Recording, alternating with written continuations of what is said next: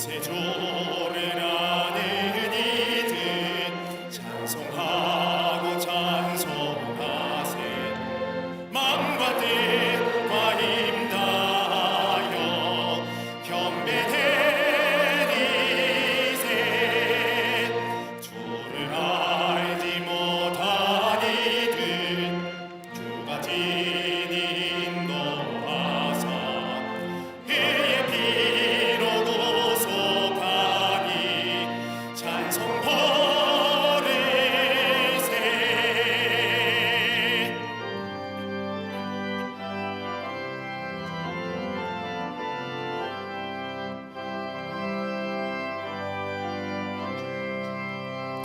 약한 사람도 많아 시험 중에 잠게 되니 모든 죄를 이길 힘은 믿음뿐이라.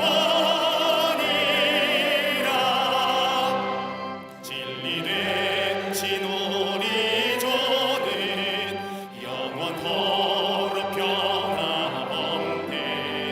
성도들아 주를 믿어 길이 섬기세.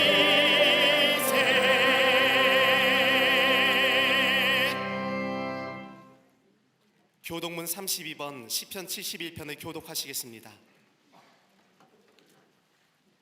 여호와여, 내가 주께 피하오니 내가 영원히 수치를 당하게 하지 마소서.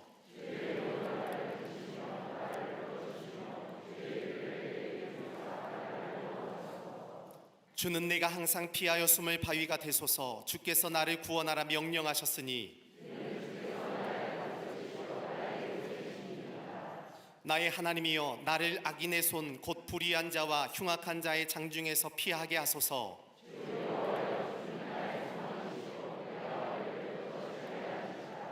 내가 모태에서부터 주를 의지하였으며 나의 어머니의 배에서부터 주께서 나를 택하셨사오니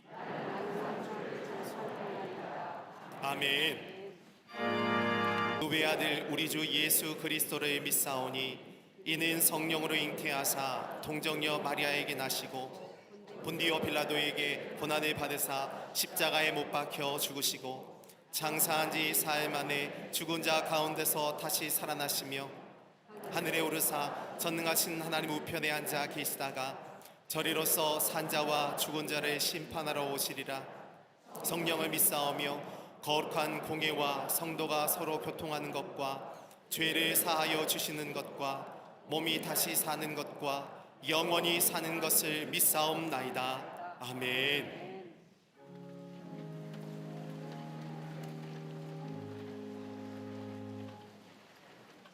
육신의 정욕과 이생의 자랑에 물들었던 저의 죄를 용서하여 주시고 생명의 길, 소망의 길을 걷는 천국 백성 삼아 주시옵소서.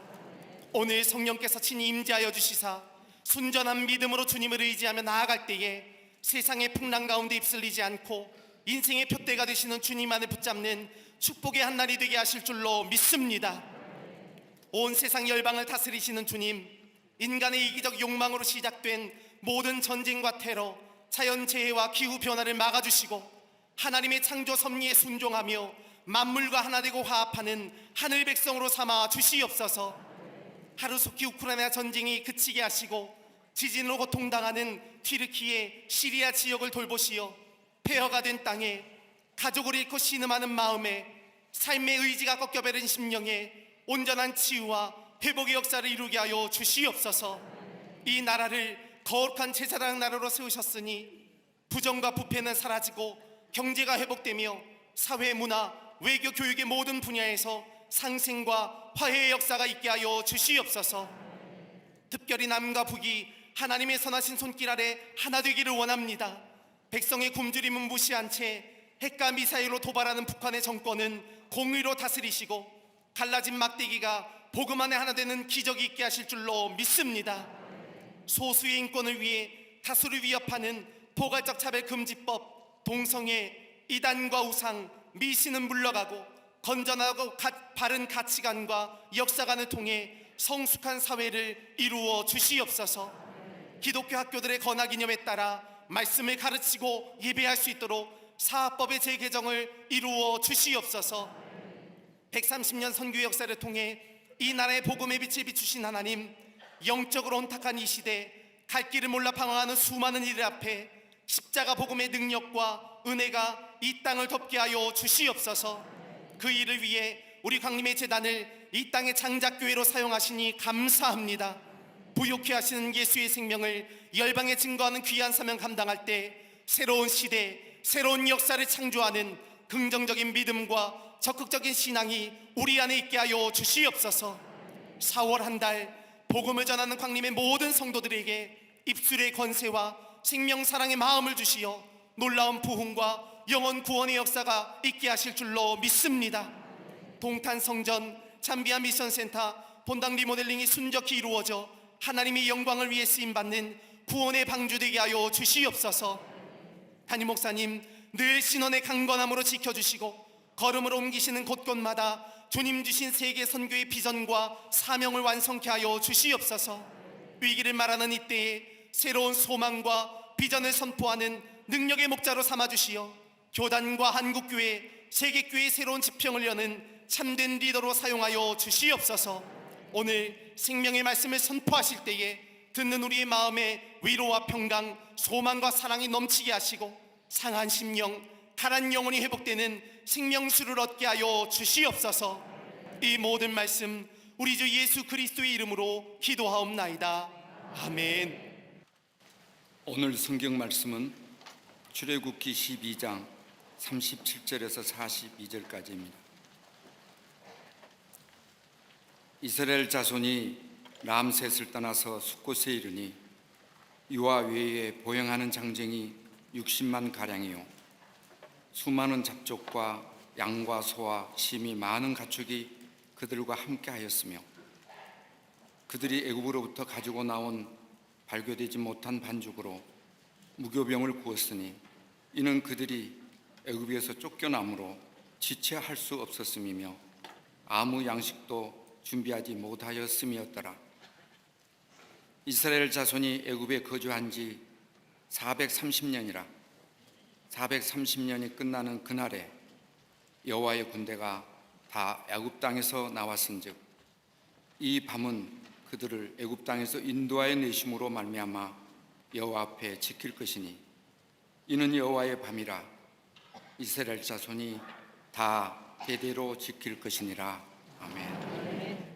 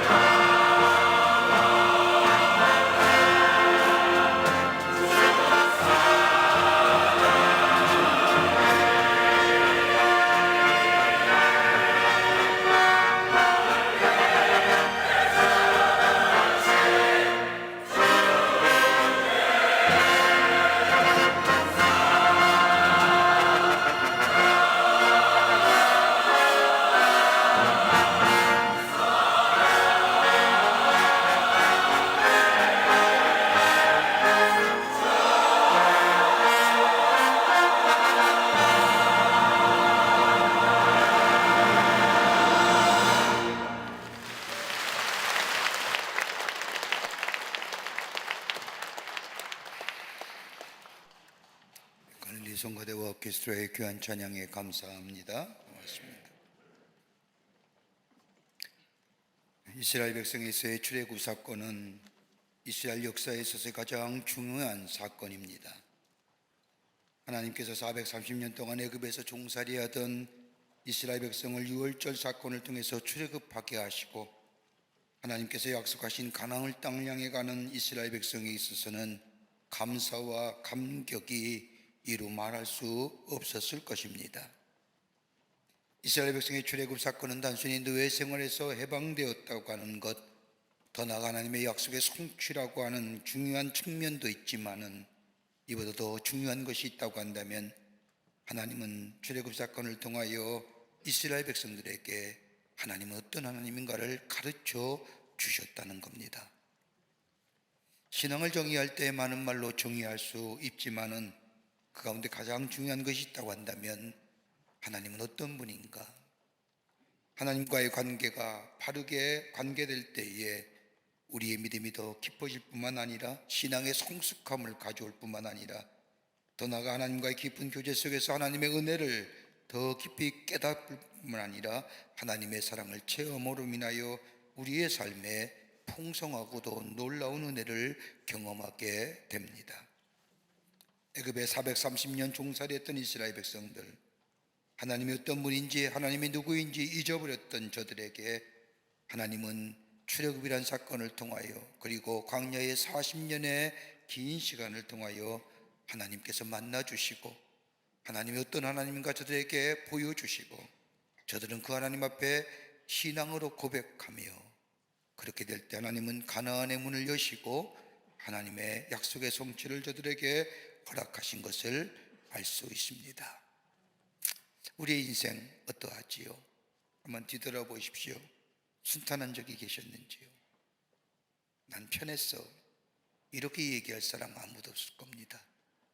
각자의 우리 인생의 여정을 뒤돌아보면 순탄한 길이 없었지만, 그러나 우리가 인생을 뒤돌아볼 때 어떻게 이 인생을 살아왔을까?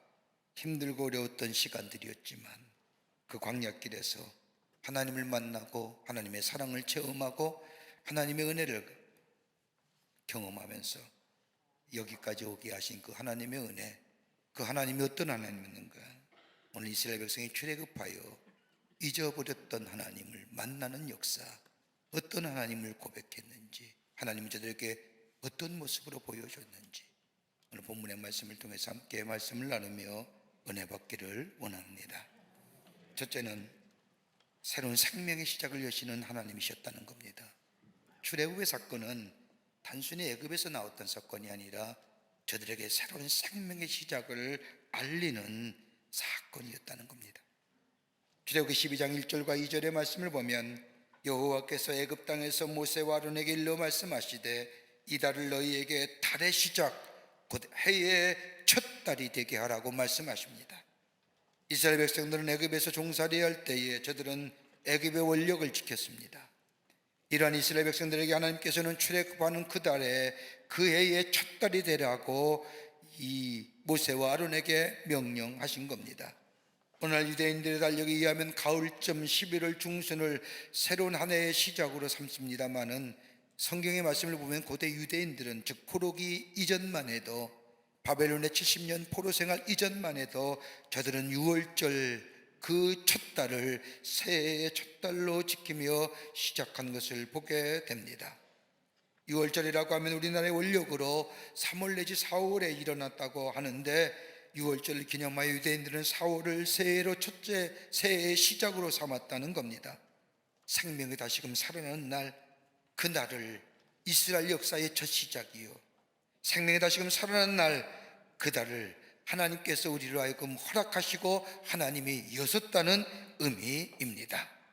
하나님이 새로운 역사를 여셨다는 겁니다. 하나님께서 이스라엘에게 새로운 역사를 주실 뿐만 아니라 새롭게 시작하는 달에 새로운 복을 이스라엘에게 허락해 주시는데, 출애굽기 40장 2절의 말씀을 보면 너는 첫째 달 초하루에 성막 곧 회막을 세우라고 말씀하십니다. 성막이라고 하는 것은 하나님께서 동행하시고 임재하신 장소가 성막입니다. 회막이라고 하는 것은 하나님 앞에 나아가 죄 용서를 받는 장소입니다.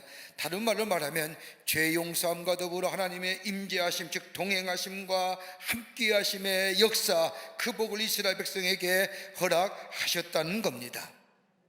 여러분, 애굽에서의 430년 노예 생활하던 이스라엘 백성들, 여러분 존재 자체가 노예입니다.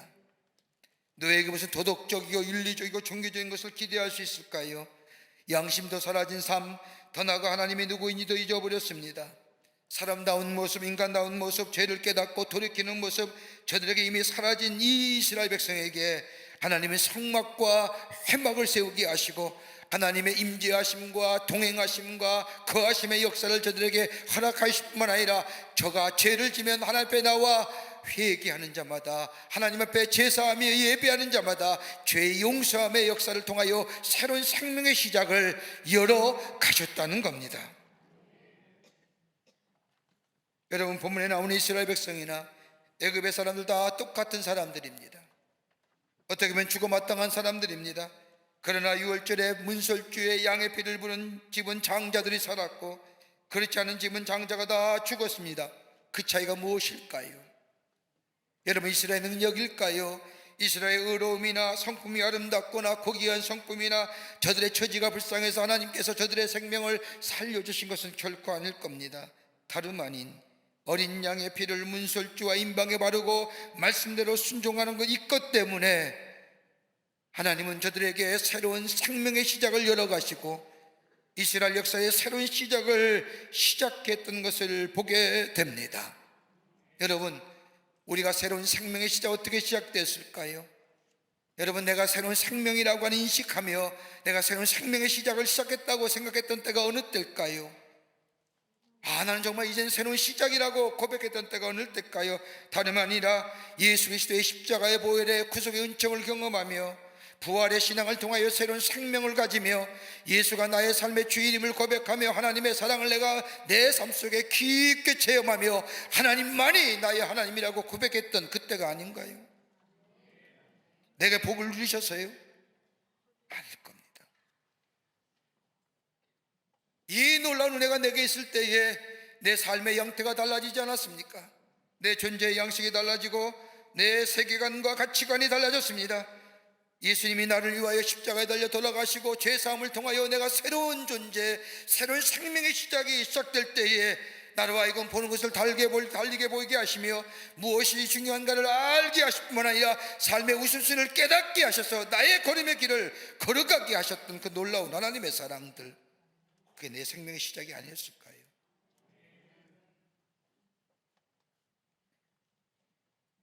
내가 하나님의 사람이요 예수의 사람이요 내 안에 예수가 계심으로 온유한 자가 되고 겸손할 뿐만 아니라 참고 인내가 된 것은 다름이 아니라 내 삶 속에 새로운 생명을 여시고 새로운 시작해 하신 하나님이라는 것. 이스라엘 백성이 출애굽을 통하여 그걸 가는 겁니다. 하나님은 그렇구나, 내 생명을 여시고 나의 삶의 시작을 이끌어 가시는 거예요. 폴 트리니라고 하는 심리학자는 그의 책인 시크릿이라고 하는 비밀이라는 책에서 보면 하나님과 우리의 관계를 이렇게 설명합니다. 하나는 뭐냐? 물러서는 단계. 나는 움직임 없이 그대로 있고 하나님이 아시고 하나님만 깨달으시면 된다는 태도, 다른 말로 하면 하나님의 진리만 배우겠다는 태도, 객관적으로 이해하겠다는 태도, 여기에는요 아무런 변화 없습니다. 여기는요 저 바깥의 샤머니즘과 똑같은 신앙의 태도입니다. 또 하나의 단계가 있다고 한다면 상호 관계적 단계입니다.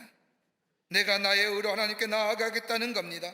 이성적이고 합리적이면 좋고 이해가 되지 않고 합리적이 아니면 따르지 않겠다고 하는 철저하게 실리를 개선하며 좋은 소리 들으면 내게 유익하니까 따르고 내게 조금 찔리는 소리가 들리면 에이 나에게 하는 얘기가 아니고 다른 사람에게 하는 얘기야라고 무시해버리는 좋은 소리만 듣고자 하는 마음, 여기 또한 변화 없습니다. 또 하나의 단계가 있다고 한다면 소통의 단계입니다. 듣습니다. 믿습니다. 듣고 믿고 깨닫습니다. 그리고 내 삶의 방향을 바꿉니다. 이해가 돼도 믿고 이해가 되지 않더라도 믿습니다. 왜요? 그 안에는 하나님의 사랑이 담겨져 있기 때문입니다. 하나님의 사랑을 내가 믿기 때문입니다. 그 사랑에 담겨진 지혜와 능력을 내가 믿기에 주의 말씀하신 대로 그대로 수용합니다. 그 말씀에 전적으로 의탁하면서 합니다. 그러게 바울이 고백한 것처럼 누구든지 그리스도 안에 있으면 새로운 피조물이라고 하는 이 사실은 그냥 저절로 예수 안에 있다고, 피조물 된 존재가 아니라 예수가 내 안에, 내가 예수 안에 상호 소통의 관계가 이루어질 때에 나로서 비로소 그 말씀이 내 안에 생명의 역사를 열어가시고 나를 변화시키고 나의 삶 속에 새로운 시작을 열어가시는 역사.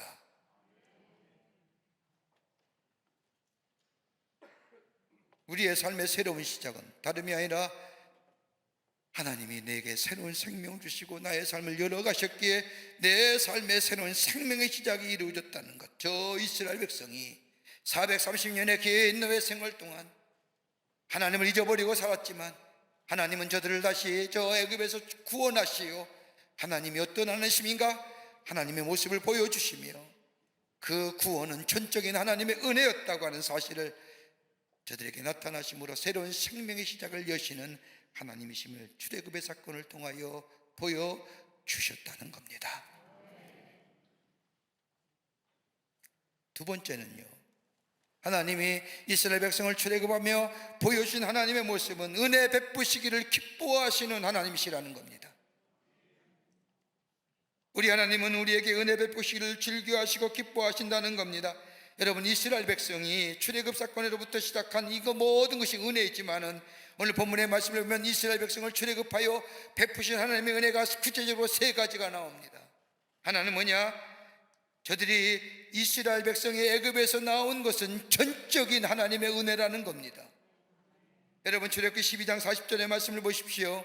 이스라엘 자손이 애굽에 거주한 지 430년이라 430년이 끝나는 그날에, 영어의 원문의 성경을 보면 that day, 그날에 여호와의 군대가 다 애굽 땅에서 나온, 여러분 그날이 어느 날인가요?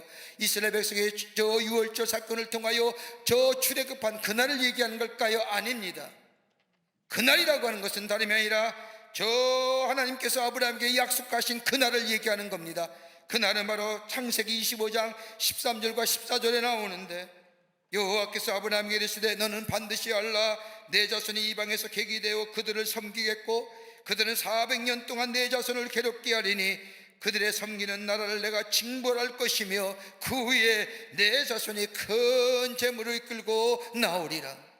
저 아브라함에게 약속하신 그날을 얘기하는 겁니다. 사람들은 다 잊어버렸습니다. 이스라엘 백성도 잊어버렸습니다. 자신들의 조상이 생겼던 저 하나님, 자들이 고백할 때마다 아브라함의 하나님이요 이삭의 하나님이요 야곱의 하나님이라고 외쳤지만은 그 하나님이 누군지 잊어버렸던 저 이스라엘 백성들, 그러나 하나님은 아브라함에게 약속하신 그날을 기억하며 그 약속을 기억하며 이스라엘 백성을 그날 그때에 저 애굽에서 약속하신 대로 구출해 내셨다는 겁니다. 신실하신 하나님, 약속하신 것을 이루시는 하나님, 은혜 베풀을 기뻐하시는 하나님, 사람들에게 잊어버린 바 되었지만 하나님은 약속하신 것을 기억하시고 이루어 주셨다는 겁니다. 여러분, 야곱을 보십시오. 그의 아버지 형 이삭과 형 에서를 속이고 장자의 주권을 빼앗아 보복이 두려워 삼촌이 있는 라반의 집으로 도망쳐 갑니다. 가는 길목에 루스라고 하는 버려진 땅에 밤을 새우지요. 돌베개를 가지고 돌을 가지고 베개를 삼아 저 땅을 요삼아 저 하늘을 이불 삼아 자는 그때에 미래의 불확실성, 불안과 근심과 염려와 걱정 가운데 잠을 이루지 못할 그때에 장자의 명분을 얻지만 두려움이 가득한 이 야곱에게 환상 가운데 하나님의 음성이 들려줍니다. 창세기 28장 13절과 15절의 말씀을 보면 하나님의 주신 약속의 말씀이 저에게 임하게 됐지요. 내가 누운 땅 내가 너와 내 자손에게 주리라. 내 자손이 땅에 특길같이 되어 내가 서쪽과 동쪽과 북쪽과 남쪽으로 퍼져나갈 것이며 땅의 모든 족속이 너와 내 자손을 인하여 복을 얻으리라. 내가 너와 함께 있어 내가 어디로 가든지 너를 지키며 너를 이끌어 이 땅으로 돌아오게 할 것이며 내가 내게 허락한 것을 다 이루기까지 내가 너를 정령 따르지 아니하리라. 여러분, 얼마나 감격스럽겠습니까? 불확실성과 근심과 걱정이 가득 찬 이 야곱에게 하나님은 말씀하시는 겁니다. 그 말씀을 들은 이 야곱, 창세기 28장 16절 이하의 말씀을 보면 깨어 말하기를 여호와께서 여기 계시거늘, 하나님이 나와 함께 하시는거늘, 어디 가나 동행하여 주시는 우리 하나님이 여기 계신거늘 내가 알지 못하였도다. 이에 두려워하여 이르되 두렵도다. 이것은 다름 아닌 하나님의 집이요 이는 하늘의 문이다 하여 베개 삼았던 것을 가져다가 기둥으로 삼고 기름을 붓고 단을 쌓아 하나님 앞에 예배합니다. 그리고 그 예배 장소를 베델, 하나님의 집. 기가 막힌 장면 아닙니까? 그리고 소원합니다. 하나님이 나와 함께 계셔서 내가 가는 이 길에서 나를 지키시고 먹을 떡과 이불을 주시어 내가 평안히 아버지 집으로 돌아오게 하시오면 그 하나님은 나의 하나님 될 것이고, 내가 기둥으로 이 세운들의 하나님의 집 베델이 될 것이고, 하나님께서 내게 주신 모든 것의 10분의 1을 내가 하나님 앞에 드리겠나이다. 이것 또한 기가 막힌 고백입니다. 이랬던 야곱, 삼촌 집에 있는 하란으로 내려가 하나님께 약속하신 것을 모든 것을 자신의 삶에 다 이루어 주셨는데 야곱은 잊어버린 바 됩니다. 자신의 의, 자신의 노력, 자신의 애씀, 이러한 하나님의 은혜를 잊어버렸던 야곱, 어느 때 깨닫게 되느냐?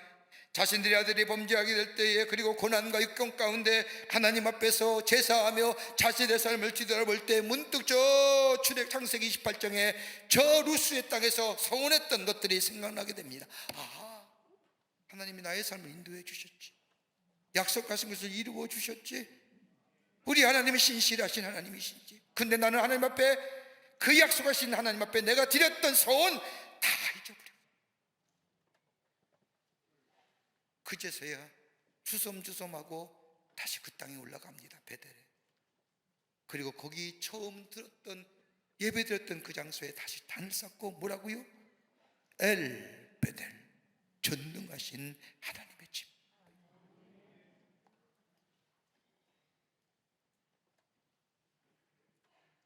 신실하신 하나님, 약속하신 이루신 하나님, 그것을 깨달은 야곱은 하나님만이 나의 하나님 되신다고 고백합니다. 이스라엘 백성의 출애굽은 다른 은혜가 아니라 약속하신 것을 이루시는 하나님의 은혜. 또 하나의 은혜가 나옵니다. 저들의 필요를 채워주셨다는 겁니다. 출애굽기 12장 36절의 말씀을 보면 여호와께서 애굽 사람들에게 이스라엘 백성에게 은혜를 입히게 하사 그들이 구하는 대로 주게 하심으로 그들이 애굽 사람의 문품을 취하였더라. 여러분, 이 말씀을 가지고 어떤 성서학자는 그렇게 표현합니다. 아마 이렇게 이스라엘 백성이 금은 보석을 가지고 나올 수 있었던 것은 다름이 아니라 애굽과 애굽의 왕 바로가 지난 430년 동안 노예 생활했던 것에 대하여 속량제를 줬기 때문에 근과 음을 가지고 나왔을 것이라고 해석합니다마는 성경은 아닙니다. 하나님의 은혜예요. 여러분, 장자가 죽어나가는 그 다음날 그 하루라도 빨리 애굽 땅에서 나올 경우에 무슨 경황이 있겠습니까? 금과 은과 보석을 갖고 올 이유가 하나도 없습니다. 시간도 없습니다. 목숨 부지하기 급급한 그때에, 근데 하나님은 그렇게 나오는 이스라엘 백성에게 오늘 본문 말씀을 보면 저들이 구하는 대로, 저들의 필요에 따라서 하나님이 그 필요한 것을 채워 주셔 하나님의 은혜를 저들 가운데 허락하여 주셨다는 겁니다. 부족함 없이 필요에 따라 돕고 채우시는 은혜. 여러분, 우리가 잘 아는 고백처럼 다윗이 시편 24편에 고백한 것처럼 여호와는 나의 목자시니 내게 부족함이 없으리로다 라고 고백한 것, 여러분, 다윗의 기냥 고백일까요? 앞으로 내게 있어질 하나님의 축복을 기대하며 여호와는 나의 목자시니 내게 부족함이 없으리라고 고백할 건가요? 아니에요. 자신의 삶을 뒤돌아볼 때에 때를 따라 돕는 은혜, 저 사울왕의 추격 속에 춥고 권고하고 배고플 때마다 하나님이 태우시고 도우시고 덮여주시고 따뜻게 하시고 보호하시고 인도하신 그 하나님의 놀라운 역사, 마치 내가 양처럼 목자 되시는 하나님, 그 놀라운 채우시는 은혜를 경험했던 다윗. 그러기에 여호와는 나의 목자시니 내게 부족함이 없으리로라고 고백하는 거예요. 때를 따라 채우시고 돕니다. 출애굽을 통하여 얻는 하나님의 은혜, 또 하나의 은혜가 있다고 한다면, 하나님은 이스라엘 백성을 출애굽함과 동시에 동해 이스라엘 백성과 애굽의 사람, 하나님의 사람과 세상의 사람, 즉 하나님의 사람을 세워 구별하여 세워주셨다는 거예요. 여러분, 출애굽기 8장 23절의 말씀을 보면 내가 내 백성과 내 백성 사이를 구별하니 내일이 표징이 있으리라 하셨다 하라고. 여러분, 애굽에서 모세가 강팍한 바로를 마음을 녹이기 위해서 내렸던 재앙이 10가지입니다. 물이 피가 되게 하고 개구리가 올라오고 티끌이가 되고 하고 파리와 가축과 악성 종기와 우박과 메뚜기와 더불어서 저 흑암과 장자의 죽음까지. 여러분, 이것은 어떻게 보면 저 애굽 땅에서 애굽 사람이 섬기던 신들의 모습입니다. 하나님은 한 가지 재앙을 통하여 그 신이 얼마나 저들 가운데 재앙을 옮기는가 보여주는 겁니다. 저들이 믿었던 신이 헛된 신이고 아무런 의미도 없는 신이라는 것을 여지없이 보여줍니다. 그런데 네 번째 재앙서부터는, 파리의 재앙서부터는 다름이 아니라 하나님의 사람과 애굽의 사람을 구별합니다.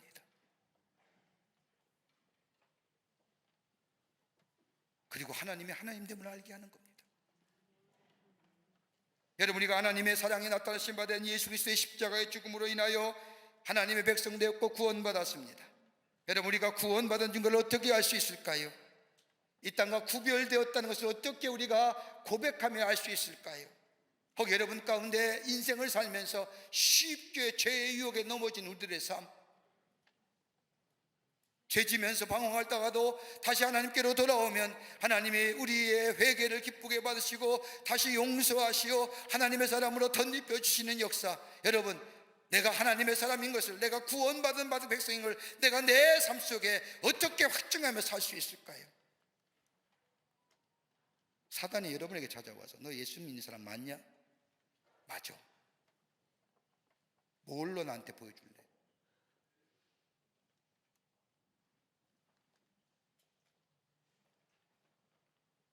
바울은 이 대목에 대하여 예배서 1장 13절의 말씀을 보면 그 안에서 너희도 진리의 말씀 곧 너희 구원의 복음을 듣고 예수 그리스도의 십자가의 놀라운 복음을 듣고 네가 그것을 믿고 그리고 있게 될 때에 하나님은 약속하신 성령을 통하여 너희를 인쳐 주셨다는 겁니다. 여러분, 여기서 인쳐 주셨다는 것은 봉하여 주신 거예요. 변경할 수 없도록, 다른 이물질에 들어가지 않도록 꽉 봉하여 변경할 수 없도록 만들어 주셨다는 겁니다. 구원의 확증, 구원의 확신의 복음을 변하지 않도록 성령께서 보증해 주셨다는 겁니다. 그렇지 않습니까? 내가 죄를 지었습니다. 죄의 유혹에 넘어졌습니다. 다시금 하나님 앞에 돌아와 회개하며 그리스도의 사랑으로 죄사함의 용서함을 더 덧입어줬습니다. 그리고 내 안에 다시금 내가 이 죄 짓지 않겠다고 다짐합니다. 그런데 죄를 깨닫게 하시고 죄를 알게 하시는 게 뭘까요? 성령이에요. 성령이 내 안에 계시기에 죄가 무엇인지 알게 하시고 깨닫게 하시고 돌이키게 하시고 예수 그리스도의 십자가 앞으로 나를 인도해 주시는 거예요.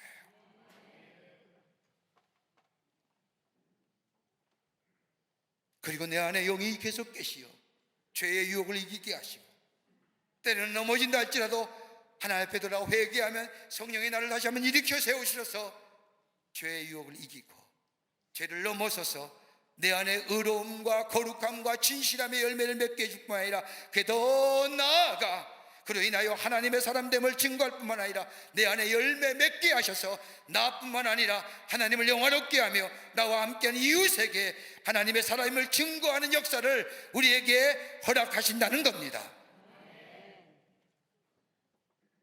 구별되는 것.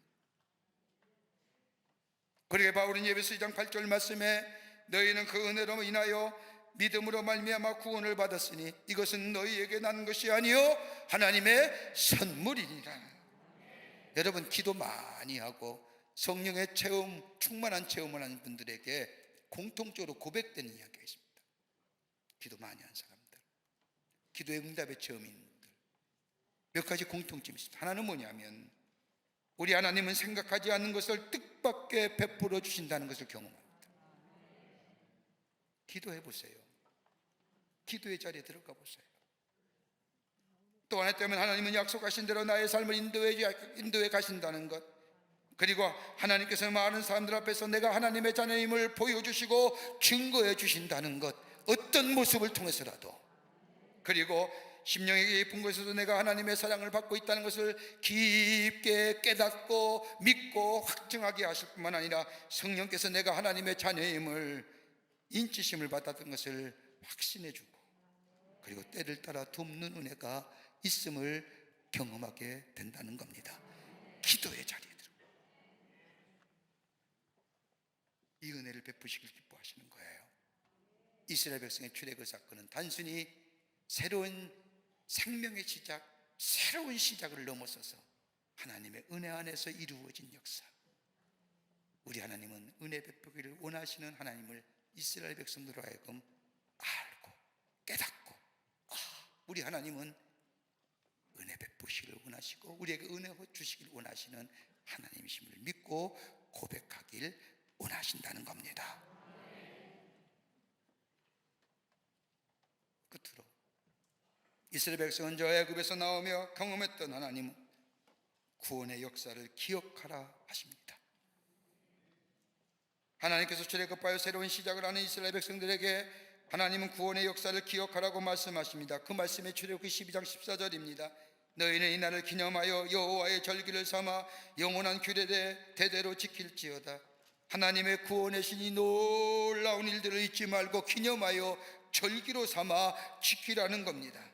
애굽에서 구원하신 일, 마지막 장자의 죽음에서 건져주신 일, 그날을 패스오버, 유월절로 삼아 지킬 뿐만 아니라 이 일을 후손에게 가르쳐 기억해야 하라는 겁니다. 그 말씀이 출애굽기 12장 26절과 27절에 나오는 말씀입니다. 이후에 너희 자녀가 묻기를 이 예식이 무슨 뜻이냐? 묻거든 너희는 이르기를 이는 여호와의 유월절 제사라. 여호와께서 애굽 사람에게 재앙 내리실 때 애굽에 있는 이스라엘 자손의 집을 넘어사 우리의 집을 구원하셨느니라 하라 하매 백성이 머리 숙여 경배하니라.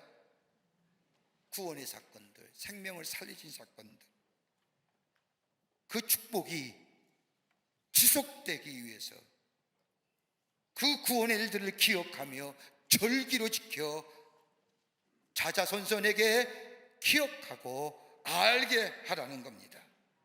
여러분, 구약성서에 나오는 역사의 모습을 보면 하나님의 은혜가 끊어질 때에는 이스라엘 백성이 흩어집니다.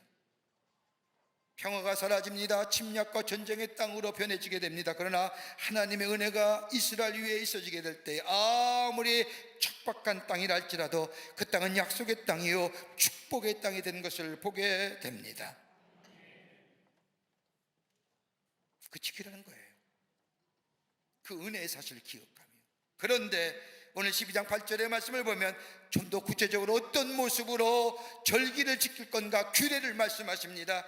그 밤에 고기를 구운 무교병과 쓴 나물과 아울러 먹되, 여러분 유월절의 규례를 이렇게 말씀합니다. 하나님은 쓴 나물 먹으라는 거예요. 여러분 물어볼게요. 맛난 음식이 기억이 오래가요? 쓴난 음식이 기억이 오래가요? 여러분, 맛난 음식은요 어떤 사람과 먹느냐, 어디에서 먹느냐 달라요. 맛이요, 참 인간의 맛이 간사해요. 똑같은 음식을 먹더라도 사랑하는 사람과 먹으면 맛이 나잖아요. 미워하는 사람과 먹으면 되게 맛없잖아요. 그거 먹고 소화 안 된다 뭐 이런 얘기 하잖아요. 기분 나쁘면 정성껏 차린 음식도 소화 안 되고 끙끙거리잖아요. 근데 쓴 음식은 오래가요. 오래가요. 왜 이스라엘 백성을 하여금 쓴 나물 먹으라고 하는 거냐? 다름이 아니라 과거에 네가 어떤 사람이었는지, 나그네했던 사람, 고아와 가부됐던 사람, 애굽에 노예됐던 그때를 기억하라는 거예요.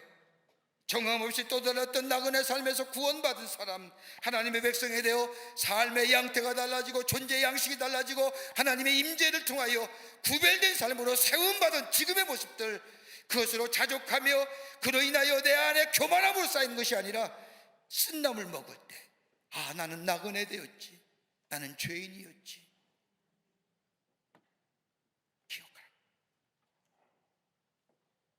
여러분 가만 보십시오. 삶의 고통과 고난과 문제가 찾아오면 괴로워하면서 하나님을 찾지 않습니까? 그러나 고통과 가난과 그리고 문제가 사라지면 하나님으로부터 나도 모르는 사이에 자연스럽게 떠나갑니다. 하나님의 잊어버리시죠. 그러면서 그 안에 하나님의 은혜 대신 뭐가 찾아오느냐? 이 모든 것, 내 수고와 내 노력과 내 애씀에 이르어서 이루어진 것처럼 착각합니다. 그러면 이 교만함이 우리 마음에 자기 되면 스물스물 뭐가 올라오는 줄 아세요? 의로움이에요. 자기 의. 이 의가 생기면 하나님이 나를 어떻게 보실 거가 아니라 내가 하나님을 재단해요. 그 의 가지고, 그 잘난 것 가지고 다른 사람 평가해요. 내 경험, 내 성공, 별거 아닌 것 가지고, 그것을 만든 것, 그것을 가지고 만든 기준 가지고 사람들을 바라보기 시작해요. 여기 뭐예요? 화목이 없어요. 화평이 사라져요. 하나됨이 사라져요. 다툼과 분열의 모습이 있어지게 돼요. 한 존경받는 신사분이 계셨습니다. 성공했음에도 불구하고, 많은 사람에게 존경받음에도 불구하고 인격이나 그 밖의 것들이 흩어짐이 없습니다. 한결같습니다. 저만하면, 저만한 위치에 있으면 무너질 것 같은데도, 교만할 것 같은데도 교만하지 아니하고 회복되어 살아갑니다. 이 모습을 본 가까운 지인이 묻습니다. 아니, 어떻게 그토록 흔들림이 없습니까? 어떻게 똑같은 모습으로 자신의 자리를 지켜가며 살아갈 수 있습니까? 라고 묻자 이 신사가 지인을 데리고 자신의 집으로 데리고 갑니다. 그리고 한쪽 방을 보여주지요. 그 방에 들어갔더니 이 노인이 쓰던 물건이 가득히 있습니다. 옛날에 어려웠을 때 쓰던 물건들, 낡은 책상, 구멍난 양말들, 낡아 헤어퍼진 양복들, 질비하게. 그러면서 얘기합니다. 내 마음이 흔들릴 때마다, 내 마음이 교만할 때마다, 내가 이 정도면 됐지, 내가 이 위치에 됐으면, 그런 마음이 들 때마다 나는 이 방에 들어와 그때를 생각합니다. 예전에 어려웠을 때, 예전에 힘들었을 때, 내가 살아온 지난 날을 돌이켜볼 수 있는 이 물건을 볼 때마다 겸손해지고, 내가 어려움이 있다고 낙심하지 아니하고, 이 어려움을 이겨나갈 수 있는 힘과 마음을 다잡는 중요한 장소가 이 방입니다. 쓴나물 먹으라는 것은 고아와 가부와 나그네 된 삶, 죄인이었던 삶, 노예되었던 것들, 하나님의 은혜로 자유롭게 되고 백성 되었던 것, 그 노예됐던 것에 잊지 말라는, 그 말은 하나님의 은혜를 기억하라. 두 번째 있다면 무교병 먹으라는 거예요. 유월절을 지키며 무교병을 먹으라 때 7, 7일 동안 먹으라고 하십니다. 다시 말한 것은, 다시 이렇게 말씀하신 것은 정결함과 성결함을 가지라는 겁니다. 여러분, 누룩이라는 게 뭘까요? 누룩 없는 빵이 무교병인데, 누룩은 죄예요. 죄 없이 하라는 겁니다. 다시 말한다면 성결함과 저희 안에 정결함이 있느냐, 하나님의 은혜를 받은 백성답게 깨끗하고 성결하고 정결하게 살아가고 있느냐 점검해 보라는 겁니다. 내가 편하다고 편안하게 살아가는 것이 아니라 내가 정말로 구원받은 백성답게 살아가고 있느냐, 구원해 주시고 맡기신 사명에 합당하게 살아가고 있느냐, 하나님 앞에 살아있는 자의 모습으로. 여러분, 살아있다고 하는 것은 거슬러 올라가잖아요. 물고기가 산 거 죽은 걸 어떻게 하느냐? 떠내려가는 물고기는 죽은 거고 거슬러 올라가는 물고기는 산 거예요. 하나님 앞에 정결함과 성결함으로 살아가. 또 하나 있다고 한다면 오늘 여기에 하나님의 유월절 지키며 우슬초에 피를 발라 좌우문설주와 임방에 바르라고 하십니다. 다른 말로 말하면 구원받은 것 잊지 말라는 거예요. 구원받아서 구원받은 것이 아니라 어린 양의 피로 구원받았다고 하는 사실, 잘나고 대단해서가 아니라 어린 양의 피로 좌우문설주와 임방에 발랐던 그 피를 말미암아 내가 살았고 오늘 내가 여기 왔다는 사실을 잊지 말라는 겁니다. 구원은 너에게서 온 것이 아니라 하나님의 은혜라고 하는 겁니다. 이거 잊어버리면 무너집니다. 아마존닷컴이나 책방에 가면 가장 많이 나오는 책의 종류가 자기계발서입니다. 그 자기계발서의 마지막은 뭐예요? 성공적으로 인생을 살아가는 것. 그런데 그 제목들 보면 참 많지요. 좋은 것에서 위대함으로, 뭐 7가지의 성공하는 자의 습관, 12가지, 뭐 여러 가지 제목을 붙여서 자기계발서가 나와요. 쭉 전공이 제가 그걸 했기 때문에 쭉 읽어보면 공통적으로 3가지 공통. 하나는 뭐냐? 다름이 아니라 겸손함이에요. 이걸 가지고 휴머니티, 뭐 인간성, 뭐 이런 거예요. 겸손한 자가 성공하더라는 거. 배우는 자세, 경청하는 자세, 다른 사람을 존중히 여기는 자세, 그것이 그의 인생을 성공적으로 살아가게 한다. 또 하나 있다고 한다면 감사해요. 어떤 형편에든지 감사함을 잊지 않는 것. 감사는 고난을 이기는 힘이 되는 것. 또 하나 있다고 하는데 성공하는 사람들 공통적인 거예요. 패션, 열정이 있다는 것이 뭐예요? 목표가 있는 거예요. 목표가 분명한 거예요. 사명감에 불타는 사람이에요. 여러분, 이것이 공통적으로 성공하고 자기계발서에 성공하는 자의 사람의 특징이에요. 이거 안 나오는 게 없어요. 다 나와요. 그런데 오늘 본문의 말씀을 빗대어 한번 생각해 보자고요. 세상의 사람들이 얘기하는 이 3가지의 성공적인 공통적인 습관들, 쓴나물 먹으라는 게 뭐예요? 유월절 지키면서 쓴나물 교만하지 말라는 거예요. 겸손의 장목이에요. 더 나아가 무경 먹으라는 거예요. 내 안에 정결함과 성결한 삶을 인나 되돌아보라는 거예요. 다른 말로 하면 내 안에 하나님이 맡겨준 사명의 삶을 살아가고 있느냐, 내 안에 그 사명이 있을 때에 열정이 있는데 열정이 있느냐는 거예요.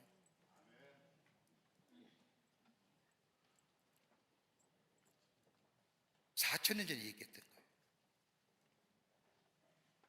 우슬초로 피를 발라 좌우문설주와 임방에 바르는 건 뭐예요? 구원의 감격, 감사가 있냐.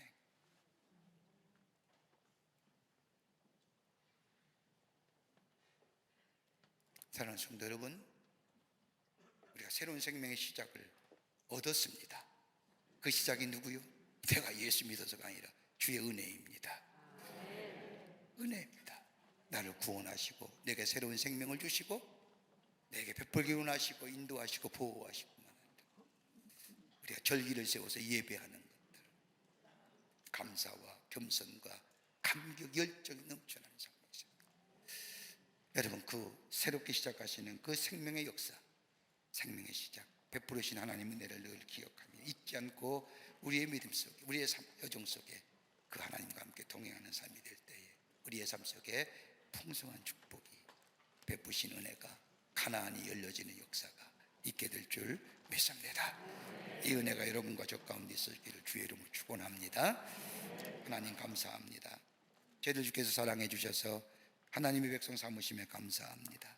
베푸신 은혜에 감격하며 감사하며 잊지 않으며 살아가는 저희들 되게 하여 주셔서 주의 약속의 성취를 누리며 신실하신 주님과 함께 동행하는 복된 삶, 복된 걸음 되게 하여 주시옵소서. 예수님의 이름으로 기도하옵나이다. 아멘.